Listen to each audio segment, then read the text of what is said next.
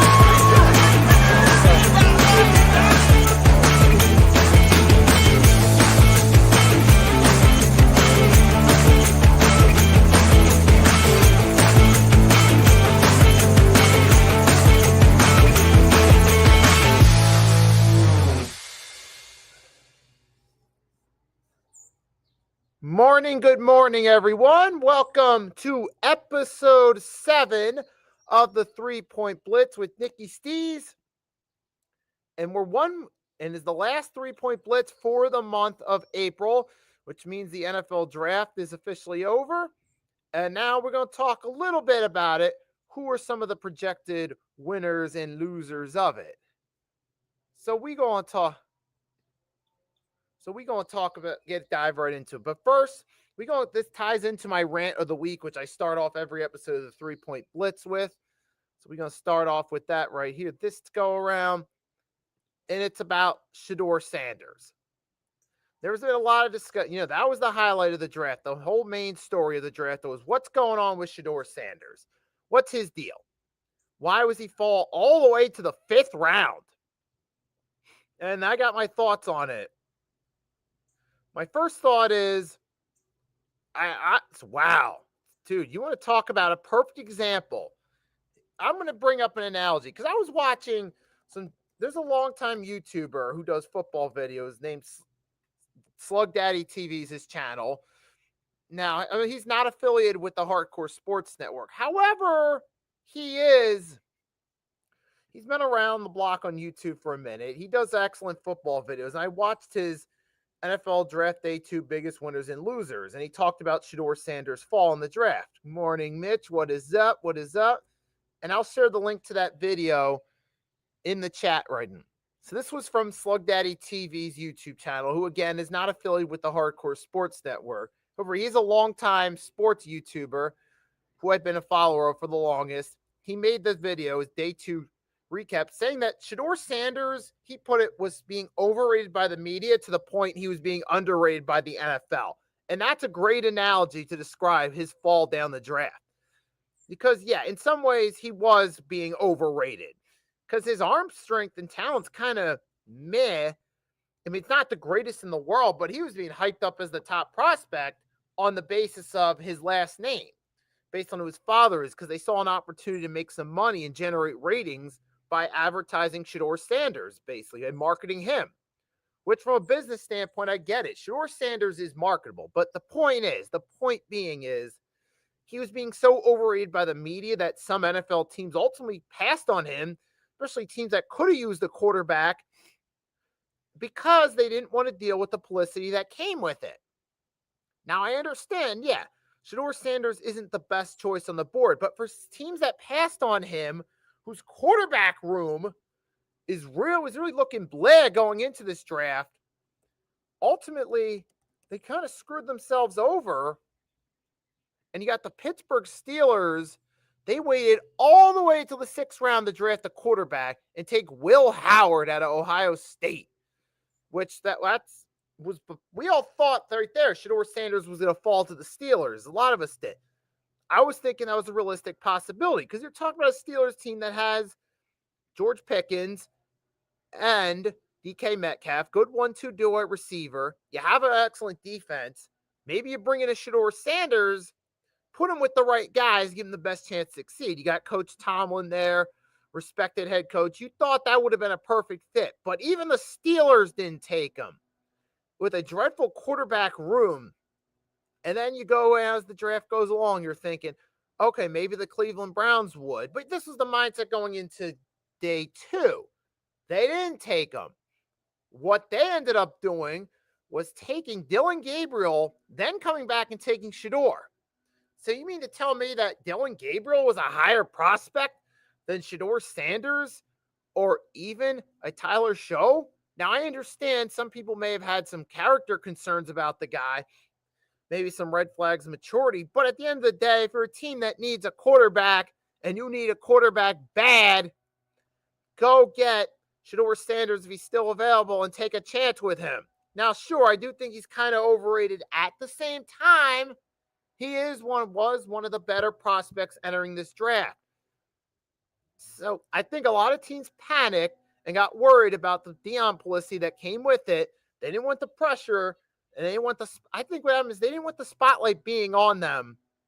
So it's some teams, for lack of a better term, chickened out on drafting Shedeur Sanders because they didn't want all the attention that came with it. Now, I understand you don't want all that extra publicity. It could be a distraction in some ways. However, when you're ultimately passing on a prospect, especially as a QB needy team, that could potentially help your team, even though, again, I do think Shedeur is overrated. He was still better than a lot of the players that got drafted before him, and yet ultimately they passed on him, I feel, because they didn't want to deal with the publicity. But if you're a QB needy team, you need to take the best quarterback available. Roll the dice and see what happens. You're already in a tough predicament if you're a QB needy team anyway. You have to take that chance on the best prospect available and see what happens. You're in a lose-lose situation at QB. But a lot of teams, it got to the point where it was like, yeah, he is kind of overrated, but now to fall to the 5th round, I still think that was ludicrous on some of these teams that passed on him. And I'll get more to the teams that did in a minute, because when I go through my projected winners and losers of the opening round. Before I rant here on the Shedeur Sanders situations, I get it that you might not like the publicity, that you might want to deal with his dad constantly being in your ears, especially when he's a college coach and he has nothing to do with your organization. I get that. You don't want that or that press that comes with it. You feel having to address Deion, if he's getting involved, could be a distraction when he's not even a part of your coaching staff. I understand that philosophy for why some teams may have given a pass.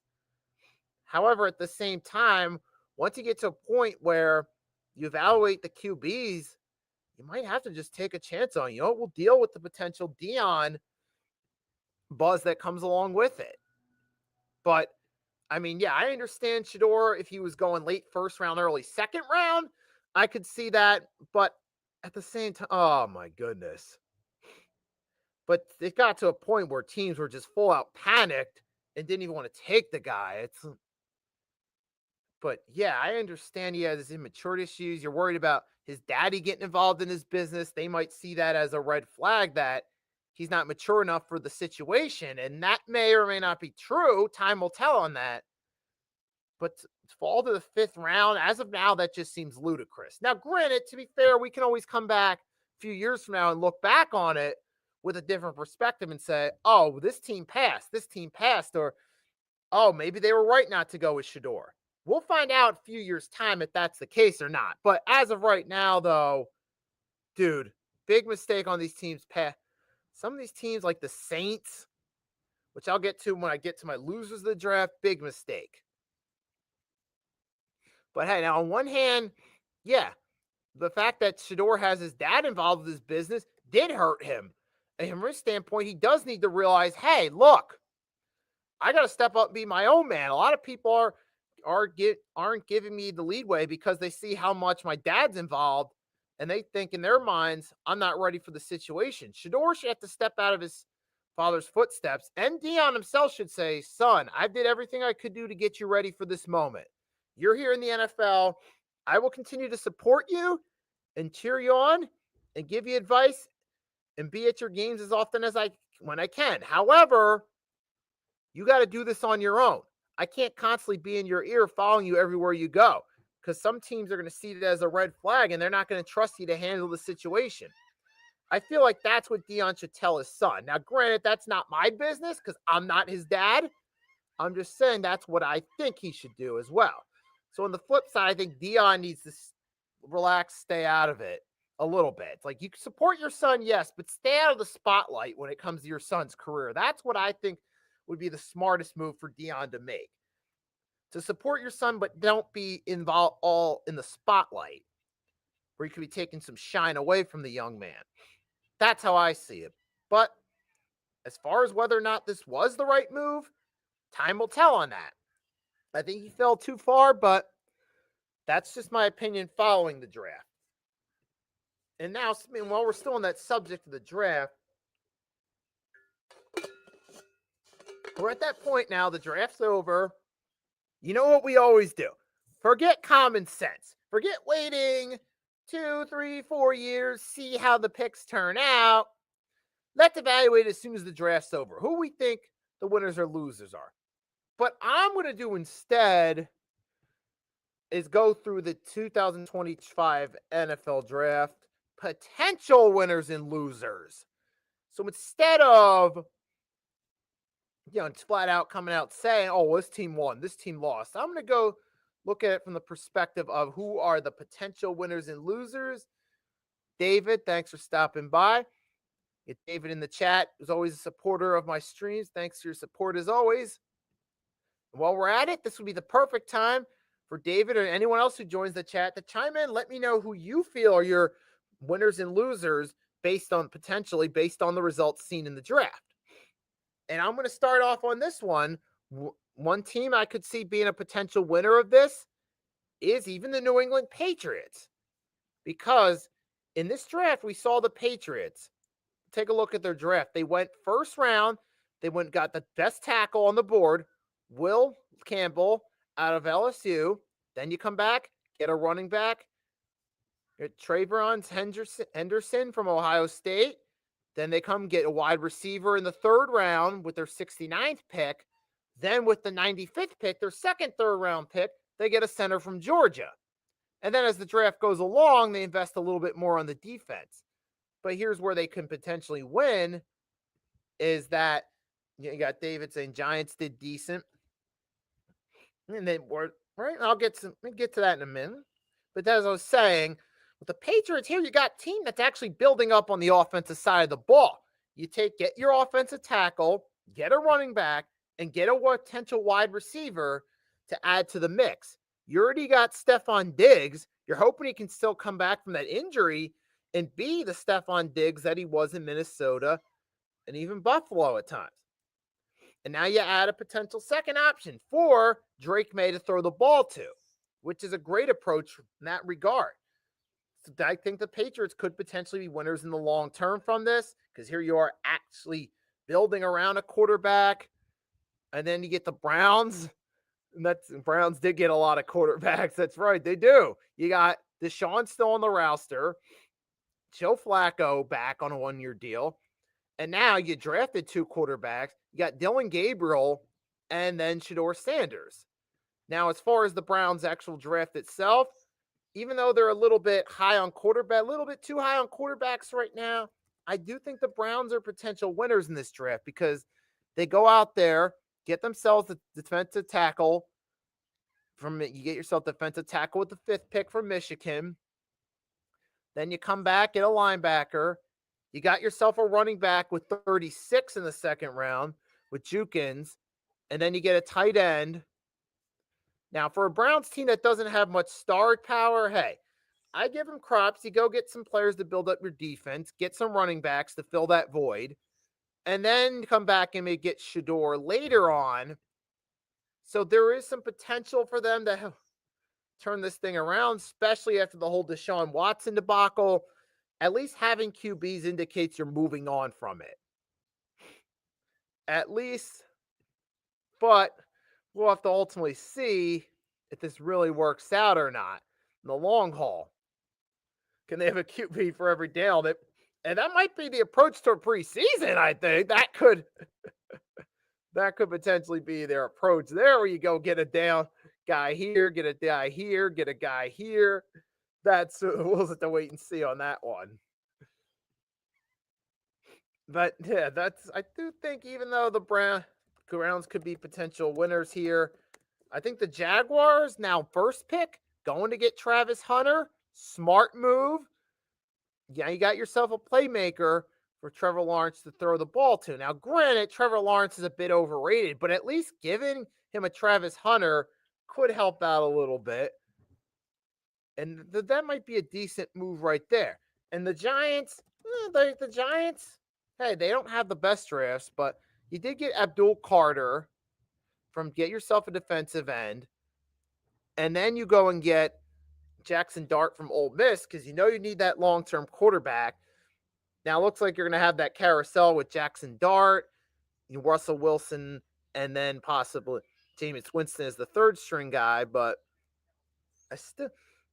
and now getting yourself a guy like Abdul Carter, that's a nice solid pick right there. But that might work out in that regard.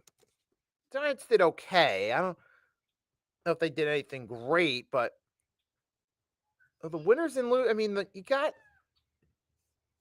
But let's see. We got them as winners. Now, the Baltimore Ravens they're another one of those teams that they're great at letting the draft fall to them.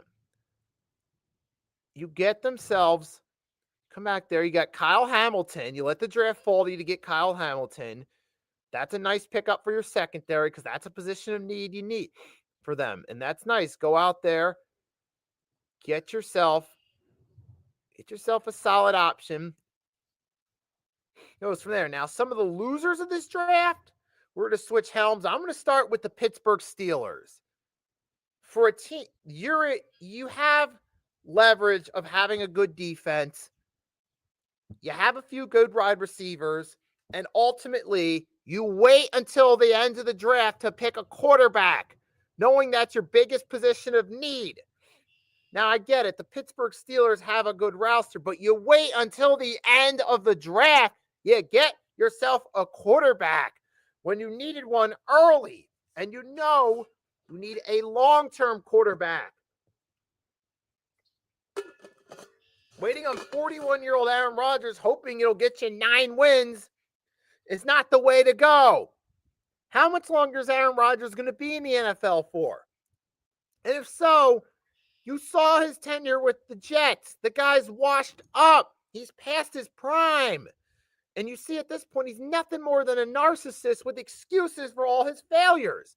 And the Pittsburgh Steelers held out, passed on numerous quarterbacks. Shador, Jackson Dart, Tyler Show even. I mean, somebody. And they passed on those guys. Most notably, Shador and Jackson Dart, only to take a quarterback later. Now, I get you needed to fill a hole at running back, especially where you lost a key component of your running game. You needed somebody different. Jalen Warren was the only option you had at this point. So I understand you needed to go get somebody else. Najee Harris left. So I'm not necessarily against drafting a running back, which they did in the later rounds, but to pass on a quarterback at 21 when that was your biggest position of need in the long term, big mistake by the Pittsburgh Steelers. I'm going to go another loser is the New Orleans Saints. You waited, took Tyler Show? You really thought that was the best option in terms of taking a quarterback? Come on, you know Derek Carr is not the long-term answer for your future. Now, I understand they needed some help on the offensive line. They invested in it, but they spent so much time investing in the offensive line, and they didn't invest in. What they didn't invest in was they invest in quarterback. They didn't invest in other positions. But then, that's what's going on right there. So that's what. So, dude, the Saints, man. I mean, look, here's the problem with the Saints, man. Here is the problem. You have not drafted a franchise quarterback if you're the New Orleans Saints. You have not. You have not drafted a franchise quarterback. You got Drew Brees from free agency, but you got Drew Brees, but that was a free agent sign. You didn't get when's the last time the Saints drafted their franchise quarterback?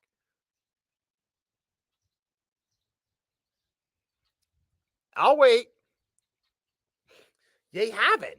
The New Orleans Saints have never. The most notable QB they had before Drew Brees was Archie Manning, and even then, they still never compiled a championship contending team out of it.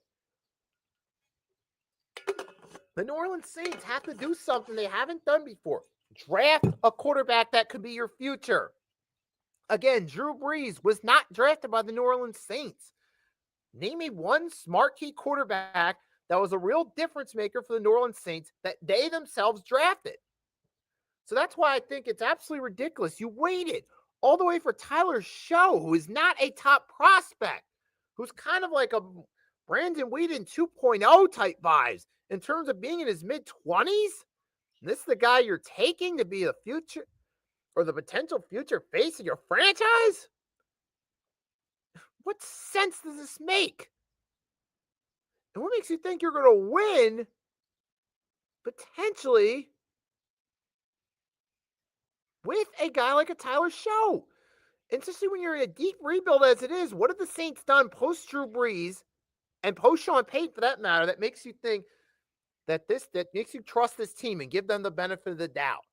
To me, there is nothing. And the Saints ultimately, major flop by waiting that long to take the wrong quarterback, in my view. Dude, so those are some of my winners and losers. I'm going to take a quick break. I'll be right back. Then when I come back, we're going to talk about the NBA playoffs. So stay tuned.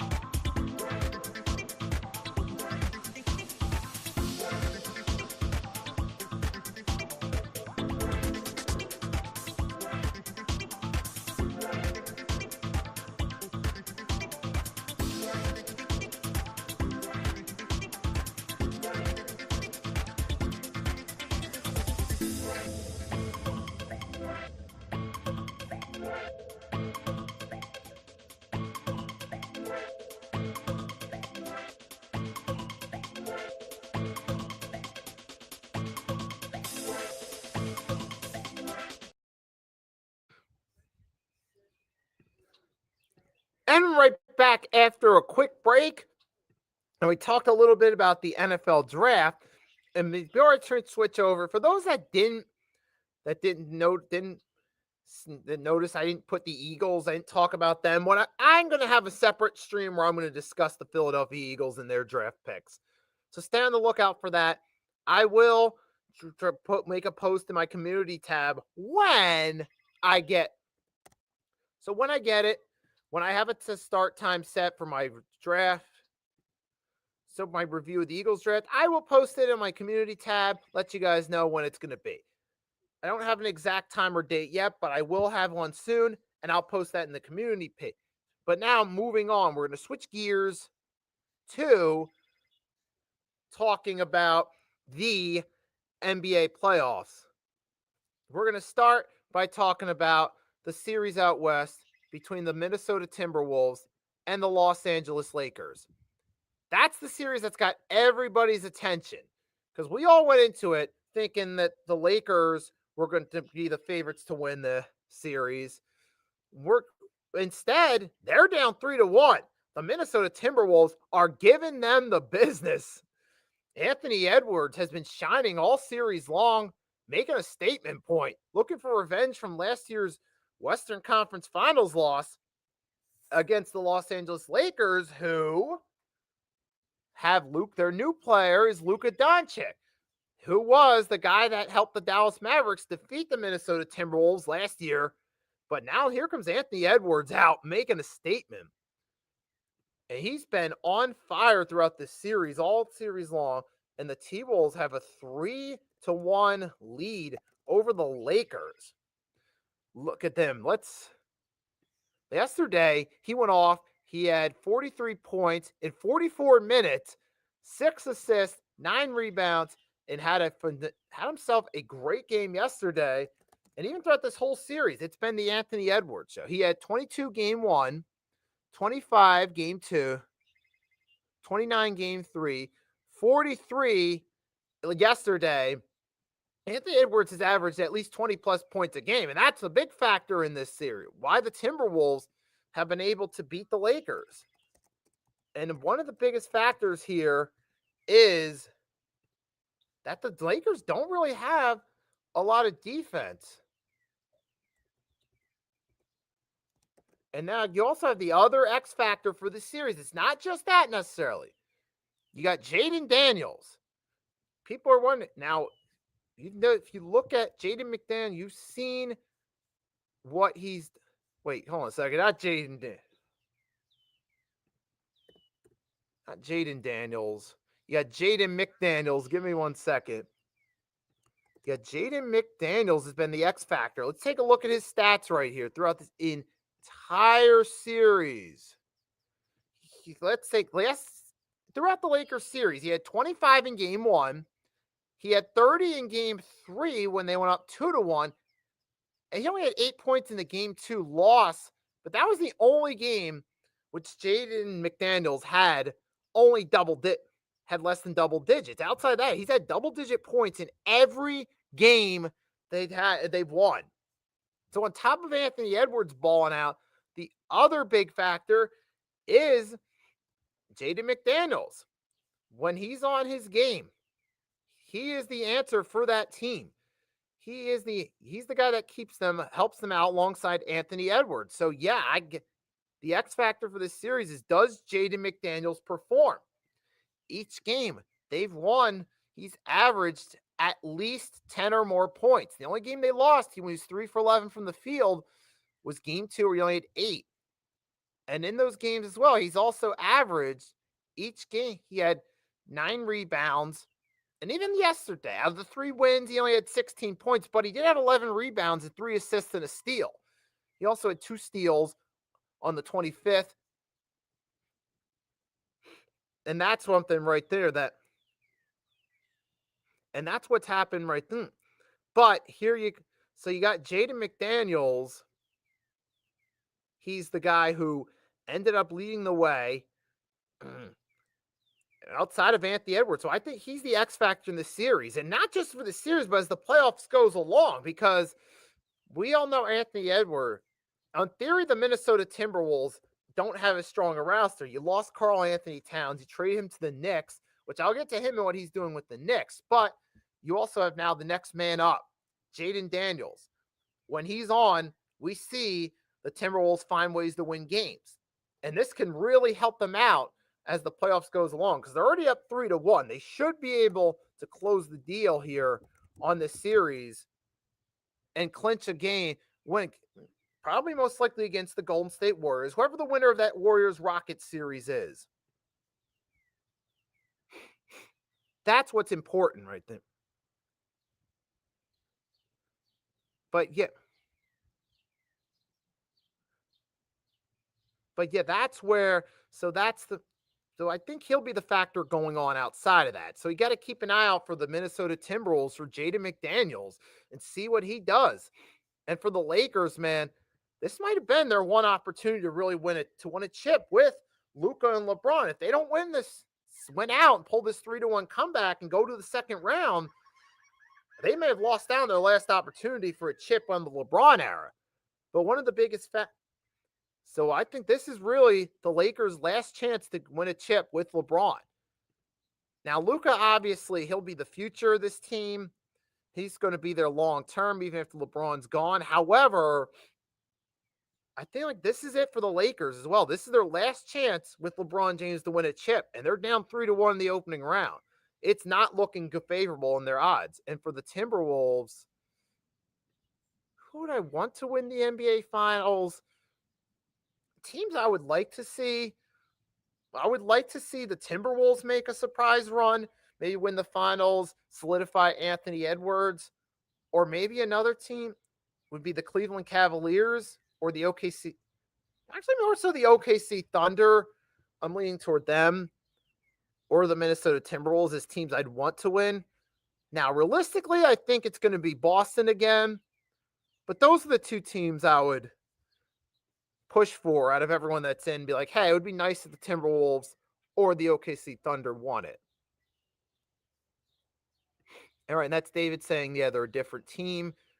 And referral to me, want to see a new team rise up and win a finals. Because the Thunder, they haven't won a championship since the 70s, going back to their Seattle Supersonic days. And the Minnesota Timberwolves, it would be their first in franchise history if they could win a championship.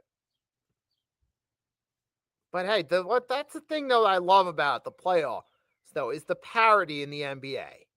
You have now the Oklahoma City Thunder are contenders. The Minnesota Timberwolves are contenders again for the first time since the KG era. They're up 3-1 over the Lakers. Then in the East, you have potentially the Cavs as a team that could contend, which is awesome. You have and the Knicks when they're healthy, which as a Sixers fan, I'm not the biggest fan of a New York team. However, putting that aside, looking at it from the league perspective, it's good you have this parity because the Knicks have been there, but they haven't been there in a long time. 99 was their last finals appearance. Their last finals win was the 70s. But the Knicks being contenders again is good for the NBA to have a team from the New York, the biggest city in the world, potentially being a contender. That's good for ratings. So the NBA loves it. I feel that makes a better league as a whole, having these different teams. And speaking of exciting, you have the Denver Nuggets and Los Angeles Clippers have themselves a nice 2-2 series. You saw the buzzer beater slam dunk yesterday or 2 days ago. Jokic threw one up. And guess what happened? It ended up going through. They ended up winning that series. But then, so that's where it goes. That's what happened. But hey, now yesterday you saw that series. What I've taken away from it is Kawhi, when he's on, the Clippers have the best chance. Now, the last game, it was a 2-point loss, but Kawhi Leonard didn't play that great. He did not play that great. Well, he did not. And when I was looking at what the Clippers did the last game, their big X factor was Ivica Zubac. And that's, I think, like the Zubac and Powell are the two big factors for the Clippers being able to win that series. So he had 19 against the Nuggets. He had 19 respectively the last two games. He had 16. He also is getting to do a solid job getting boards as well. But they see there, Ivake Zubac, Norman Powell, they're the factors in this series. Also, you got to factor, and we'll have to see what he does. Maybe this is his time to step up, shine in this gun right here. Now, we know on the Denver Nuggets side, you got Nikola Jokic. He's always going to shine and come through. But you see, without Mike Malone as their coach, you can see there's a bit of a difference. You kind of see, they're going into the playoffs without the coach they're used to. It's affecting their play. Now, to be fair, the Nuggets are still doing their job, and it has been a competitive series. Like in this one, the X factor, though, for offense for the Clippers scoring-wise is Kawhi. He's the guy that's the X factor for them. Now, on the Denver Nuggets side, you've seen throughout the series, Nikola Jokic has averaged, he's averaged at least 20-plus points a game every game per series. And now, and you look at the Clippers series so far, for the Nuggets, you had Michael Porter Jr. He hasn't really gotten that hot. He had only 3 points in game one. That he had 17 on the 26 2 days ago, 6 for 11 from the field, and that helped him out a little bit. But he hasn't really been the Denver Nuggets X. He hasn't really been that guy right there that he was 2 years ago when they're on that championship run, and that's the biggest thing they need. Now, Jamal Murray, he's been the second guy behind Jokic helping out in this series. He's had 80 combined points thus far. So you're the Nuggets, you got to look toward Jamal Murray and Aaron Gordon to be the guys to lead the way outside of Jokic. So Jamal Murray, that's your big X factor in this series as well, offensively, for them. But either way, regardless of what happens, I'm thinking this could go 6. This might go 7 games. So far, the way it's playing out, it's been a competitive series. Both teams giving their all. I could see a 7-game series going down between the Nuggets and Clippers. Game 7, maybe it could play out in favor of the Nuggets, but the Clippers might be able to pull off the upset because they've really kept it close. This could be a series that on paper could go either way. Time will tell with the results what actually ends up happening or not. But we're going to have to wait and see.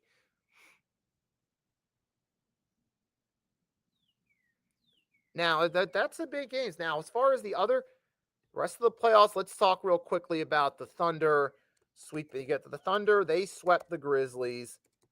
It's 4-0. We kind of saw the writing on the wall here. The Memphis Grizzlies were just lucky to be in this spot.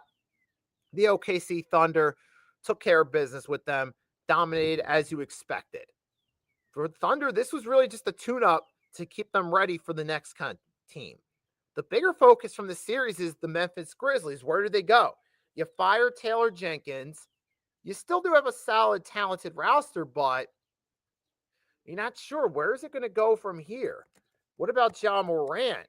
What's his future going to be with the team?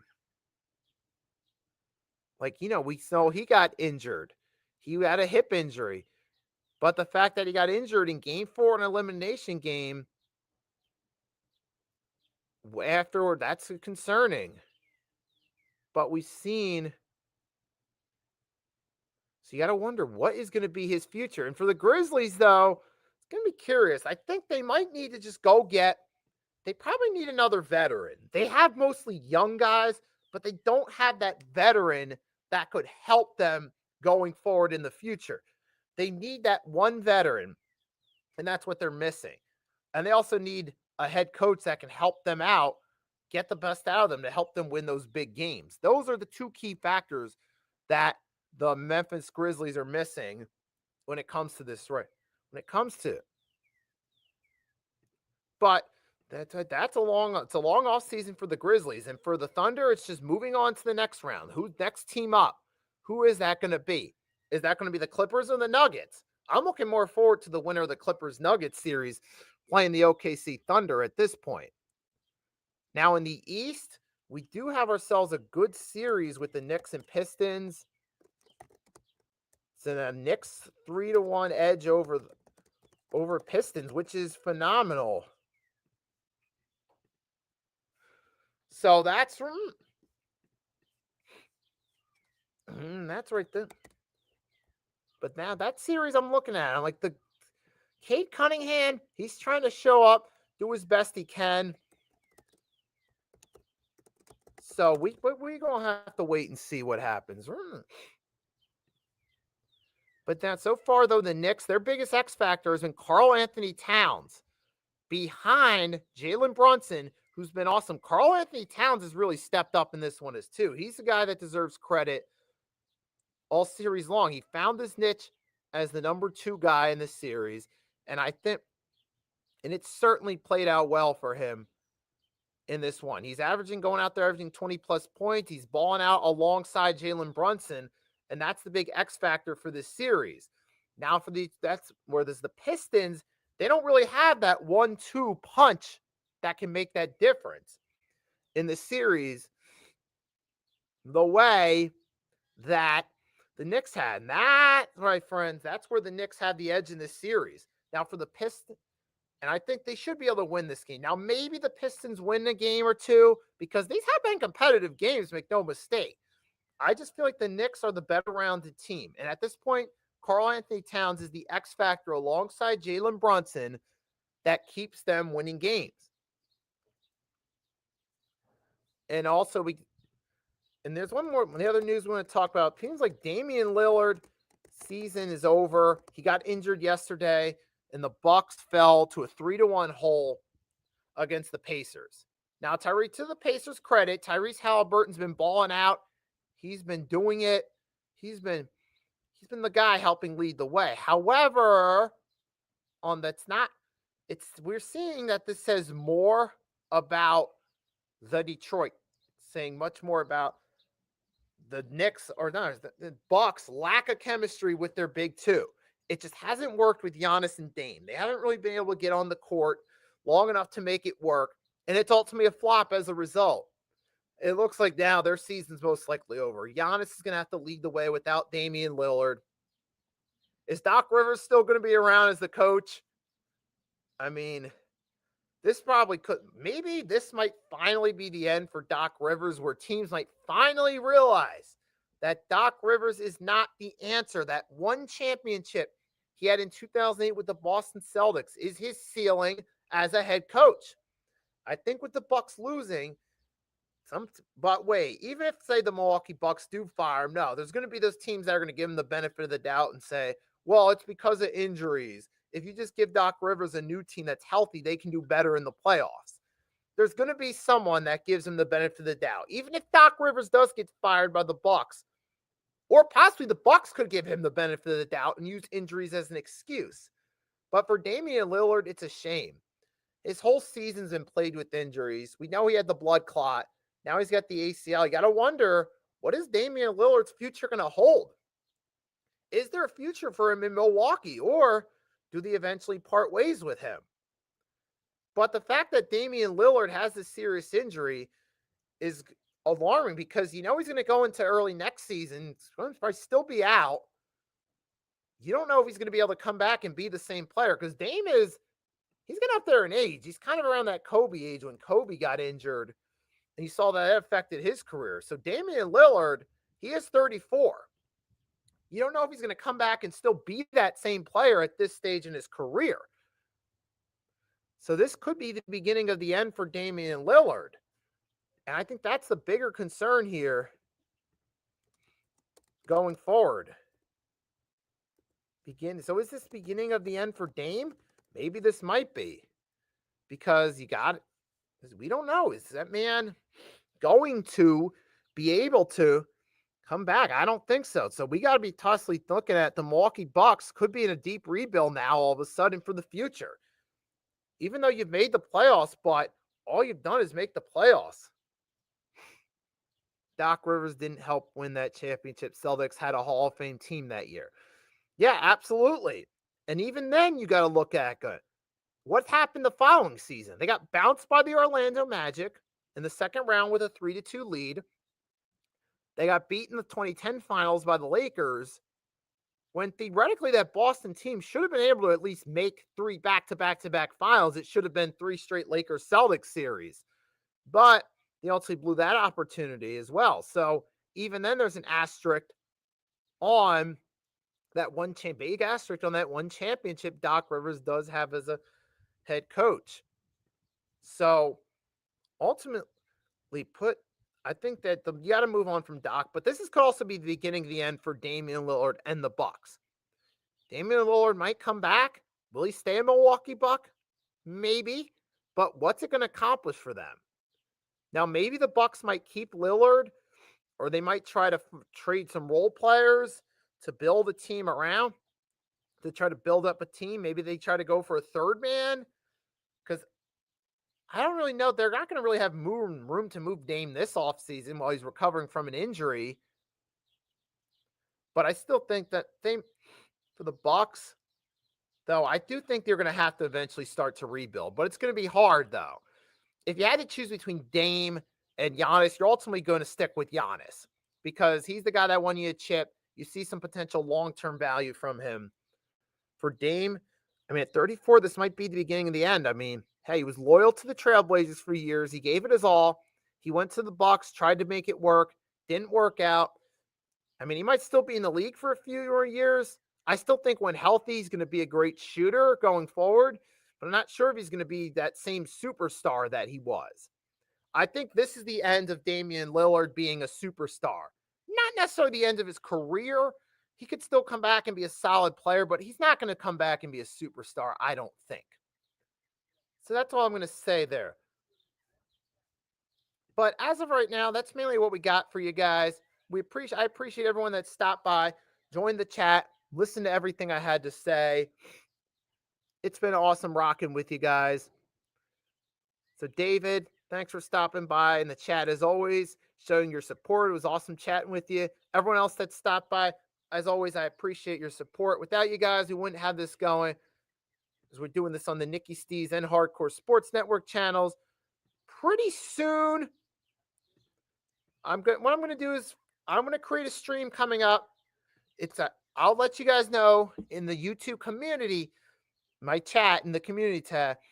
I'll post it when I'm going live, what time, and I'll share it also on my Twitter/X and other social media platforms. So thanks as always for supporting me. You guys can continue to watch my YouTube short videos I'm going to be doing. And you could also continue to check those out. I'll be doing those. Also do another live about the Eagles. So with that being said, don't want to ramble on too long. As always, guys, thanks for your support. It's your boy Nikki Stees signing off. I'll catch you next time.